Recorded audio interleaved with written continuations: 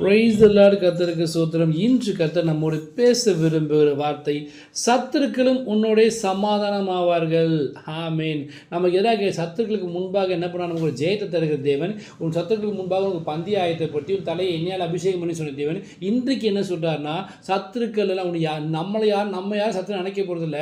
ஆனால் நம்மளை சத்துருக்களாக நினச்சி நம்ம பிடிக்காதவங்க நினச்சி நம்மளை ஒதுக்குனவங்க, வேண்டான்னு சொன்னவங்க, நம்ம சபிச்சவங்க எல்லாம் நம்மக்கிட்ட வந்து சமாதானமாகும்படி கர்த்தர் செய்வாராம். எப்படின்னா, நீதிமொழிகள் 16:7 சொல்லுது, ஒருவருடைய வழிகள் கர்த்தருக்கு பிரியமா இருந்தால் அவருடைய சத்துருக்களும் அவனோட சமானம்படி செய்வார். கர்த்தர் செய்வாருங்க.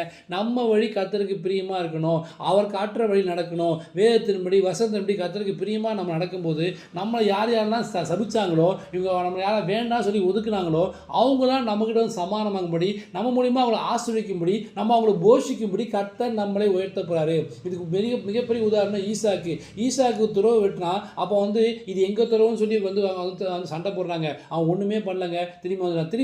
திருப்பி துறவு வெட்டுறான், திருப்பி அதை வந்து தொந்தரவு பண்ணுறாங்க, அதையும் விட்டான். 3வது தடவை போய் பண்ணும்போது தான் யாரும் எதுவும் சொல்லவே இல்லை. அதை ஏசேக்கு சித்தனா போனாலும் கர்த்தர் ஒரு ரெகபத்தை கொடுத்தாரு. அவன் கர்த்தர் அவனை ஆசிரிக்க பார்த்து யாரெல்லாம் சத்துக்கள் நினைச்சாங்களோ அவங்கெல்லாம் திரும்பி அவனை வந்து அவனோட சமான உடன்படிக்கை பண்ணாங்களாம். நிச்சயமாகவே கர்த்தனோடு இருக்கிறார் என்று நாங்கள் அறிந்தோம்னு சொல்லி உன் மூலியமா எனக்கு பிரச்சனை வந்துவிடாதுன்னு சமாதானம் பண்ணி கர்த்தர் செய்தாராங்க.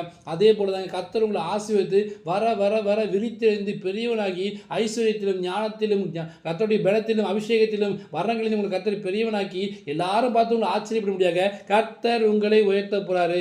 யாரெல்லாம் உங்களை வேண்டான்னு ஒதுக்குனாங்களோ, சத்துக்கள் நினைச்சாங்களோ, உங்களை சபிச்சாங்களோ, அவங்களாம் வந்து உங்ககிட்ட நிற்க முடியாத, உங்க கை எதிர்பார்த்து நிற்க முடியாத, நீங்க அவங்களை போஷிக்க முடியாத கர்த்தர் உங்களை உயர்த்த போறாரு. இன்னைக்கு கர்த்தருடைய பேசுற விஷயம் இதுதாங்க. உங்களுடைய சத்துருக்கள் உங்களுடைய சமாதானம் கர்த்தர் செய்வார். நீங்கள் எதுவும் சண்டை போட வேண்டியதில்லை. எந்த மனுஷனோட போய் போராட்டம் பண்ண வேண்டியதே கிடையாதுங்க. கர்த்தருடைய யுத்தம் பண்ணுகிற தேவன் இன்னைக்கு சொல்றாரு, உங்களுடைய வழி கர்த்தருக்கு பிரியமா இருந்துச்சுன்னா யாரெல்லாம் உங்களை பகைச்சாங்களோ அவங்களாம் உங்களோட சமாதானம் படி கர்த்தர் செய்வார். ஆமென். God bless you.